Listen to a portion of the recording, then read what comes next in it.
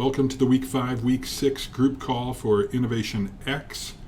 I know some of you had gotten a head start on the Week 5, Week 6 activities based on the info that I sent you last week. This deck is meant to sort of bring you home, if you will, on our final week or so together here. The content this week is relatively straightforward. I'll be touching on journey mapping, then move into design fiction, although I won't spend a lot of time necessarily on design fiction. And then I'll move into some innovation canvas ideas. I had sent around a blank canvas last week, so hopefully everybody had a chance to take a look at that, but I'll dive into that a little bit more. I will move through these slides relatively quickly. You do have the option, though, of course, of stopping the video and then reading what's on those slides. Some of them are dense with a little bit of text and or graphics, and if I go over things too quickly for you, you can stop it and take a longer peek at some of those slides. And then I'll round out the discussion today with some information about the Innovation Stock Exchange, which is a game that I intend to run in February of next year. This is one of those slides where you can read the detail on your own, but at a very high level, a journey map is essentially a way to visualize or to map out, if you will, the quote-unquote journey or the experience that a customer goes through. It gives you the opportunity to map out what they're doing, what they're thinking, what they're feeling, what they're trying to accomplish, and to see and to get you to basically see the ups and downs or those critical moments in that experience that you might be able to offer up some sort of solution. So here's a journey map template that you can use to sketch out the journey of a customer. It's got all the familiar elements that we've talked about previously. Here in zone A, you can see that it's got the actor, which is essentially the customer. The scenario is the situation that customer finds him or herself in. And then down in zone B, you can map out now these phases. If it's a longer journey, you might consider those milestones. And then along the way, you're meant to jot down what that person is trying to accomplish, their actions, what they're doing, right? And then you can also jot down the thoughts and feelings that they might experience while they're performing those actions. You also can jot down what they describe here as opportunities. Those, in my mind, are the places where we might be able to interject a solution of some kind, either a product or a service, to help either alleviate a particular pain that you've identified in the journey and or to wow them in some fashion, right? So we often think about, whether it's within the canvas or just journeys in general, we often think about the problems that we're trying to solve for. There is also an opportunity to create wow moments, right? Those are the moments where we can create fantastic experiences for our customers that sort of go above and beyond the normal. So don't forget to sort of think about problems and opportunities in that regard. I also like to, and although it's not described on this particular template, I also like to jot down at times, where applicable of course, jot down what the customer is interacting with in that moment, right? The systems, other people, maybe they have already for themselves a solution or what I call a life hack. They might have already figured out for themselves how to cobble together different elements to solve for a problem, even though they might not have been able to sort of go buy off the shelf a ready-made solution. And know that the journey map in this particular case is just a template, right? You can use the template or not. At the end of the day, it doesn't really matter. The idea is though that you're capturing all of these elements so that you can map out and see visually sort of the ups and downs of that person's journey. This slide here is just meant to point out that you can create a journey map for an existing or a current state. Then also you can use it to map out a future state. This slide is more or less a step-by-step instruction for creating a journey map, and we've talked about many of these elements, but for those of you that want to, you can pause the video here and then step through this on your own. So the next couple slides are examples of journey maps that we've used here on the innovation team. This first one is about those that are looking to buy a new home. It's a relatively simplistic, if you will, journey map, and is just meant to delineate or is calling out some of the highs and lows along that journey. So here's an example of a more sophisticated or a more detailed journey map, one that we had done here for a mortgage project on the innovation team. It clearly has more detail, more granularity, there's more descriptive elements to it. It has actually probably about the same number of phases that we had on the previous one. It's just depicted in a different manner, in a more structured and more detailed manner. This isn't something that I'm expecting you guys to do from a journey mapping standpoint, especially considering that we're relatively early in the ideation stages of what we're trying to accomplish. You can just sort of jot down and create sort of a directional journey map for yourself instead of trying to create or capture every single piece of granularity. More often than not, when we think of journeys, we think of them as a single line, right? Somebody is experiencing something and they're trying to go from point A to point B, and although it might not be a straight line, we often think of it as a single line with its ups and downs and then finally coming to the end. Sometimes the journeys aren't as easy or as simple as a single line though, and this slide here is simply meant to represent the idea that you could have multiple journeys within the same experience. And sometimes, depending on how sophisticated the problem is or how sophisticated the experience is, sometimes it's necessary and beneficial to capture those multiple lines.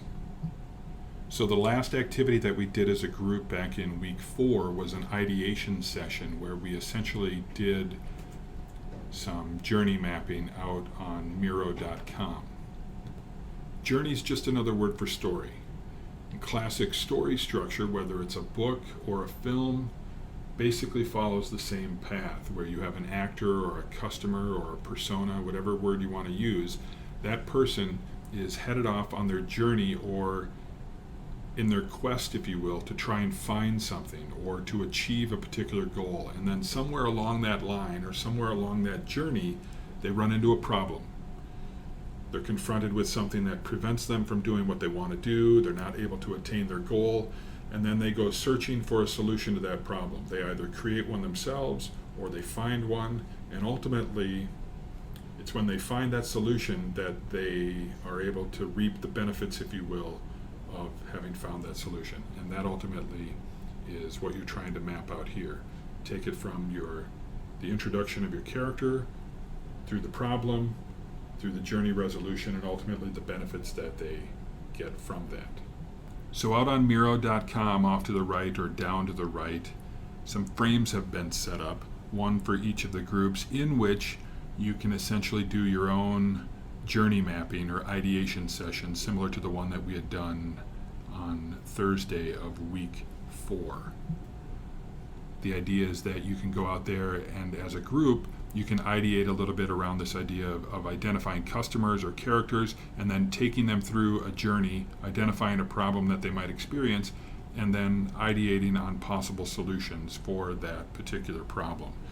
The trick here is to remember that there could be multiple solutions for the same problem, and your challenge is to identify, 2 or 3 or 4 things that might solve that same problem instead of necessarily fixating on one initially. The idea is that you guys as a group will identify some customer journeys and try to gamify them, right? So the solution that you guys come up with for those journeys that you're creating should include some gamification elements or some behavioral economic elements, whatever it happens to be, to essentially make them more fun, to make them more seamless, to make them frictionless, to create wow experiences, to increase engagement, all that kind of stuff. So the idea is that you're taking a journey and then trying to figure out, when it comes to the solutioning for that journey or that problem that you've identified in that journey, to create some gamification elements or introduce some gamification elements to it. So a design fiction is essentially a fancy way of saying that I've created an actual narrative or a written narrative around the journey map that I've created. So this particular design fiction is related to some binge exploration activity that I had done a few months ago. And it tells the story of a guy that has problems with gambling, he has problems with alcohol, and he finds himself in a not fantastic spot one particular evening. And it tells the story of how US Bank, through its mobile app, has been able to help him in this particular situation. I'm obviously not going to read it for you. I have provided the actual design fiction document so that you can read through it if you're interested. But it's just one example of what you could do in terms of writing the actual story. It kind of brings to life, if you will, the journey map in a more narrative form. And something else you can do is essentially create a storyboard, which is sort of a mashup between a design fiction and a journey map. Right? It gives some examples or depicts in pictorial form or picture form some of the phases or the milestones along that journey, and then gives a little bit of the descriptive narrative that goes along with each one of those pictures. So your deliverable for the week is essentially to fill in 3 boxes on this 6-box innovation canvas. I'd like you to identify a customer or a target audience. I'd like you to fill in a problem or identify an opportunity. And I'd also like you to come up with a possible solution or solutions for that particular problem. You don't necessarily need to worry about the value prop or the market or even the hypothesis box. I'm just looking for the 3 boxes of customer, problem, and solution. As always, the deck will be available out on SharePoint. I'm hoping that if you haven't already, I know some groups did, but if you haven't already, if you guys could, within your groups, conduct a journey map session using those frames that were put out there for you on Miro.com. If you could do that this week, that'd be fantastic.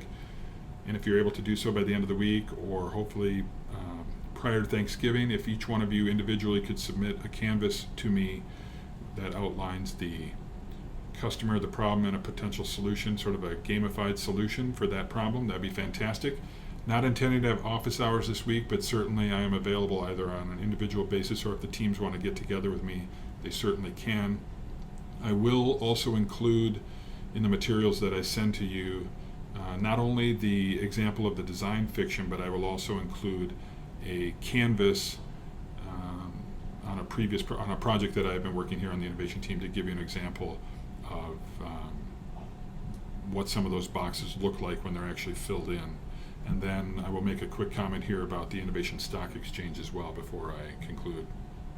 You guys can obviously read this slide in its entirety on your own, but the basic gist of the Innovation Stock Exchange is that it's a game in which individual participants try and create value for themselves by buying and selling quote-unquote shares of idea stocks.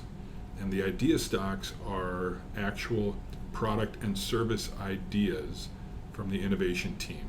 And over the course of multiple rounds of buying and selling of these stocks, the players within the game create value for themselves in the same way that when you buy and sell stocks on an actual stock exchange, that you're actually trying to create value for yourself. So the premise here is meant to mimic a stock exchange environment, but the stocks themselves aren't company stocks.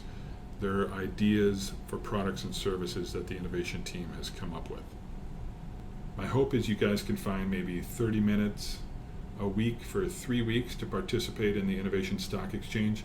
The time commitment isn't really all that big, and the couple times that I've run it previously on a sort of a small scale, people seem to enjoy it. I mean, you're competing against your colleagues to try and create value, and also you get a peek into some of the actual projects that are going on within the innovation team. It's kind of fun. So you'll get more info on that later, and hopefully you'll be able to participate. Obviously, given the format of this particular presentation, we don't have a live Q&A, but you can, of course, reach out to me directly and with your questions, comments, points of clarity, whatever it happens to be, and we will get that addressed for you. Thanks much.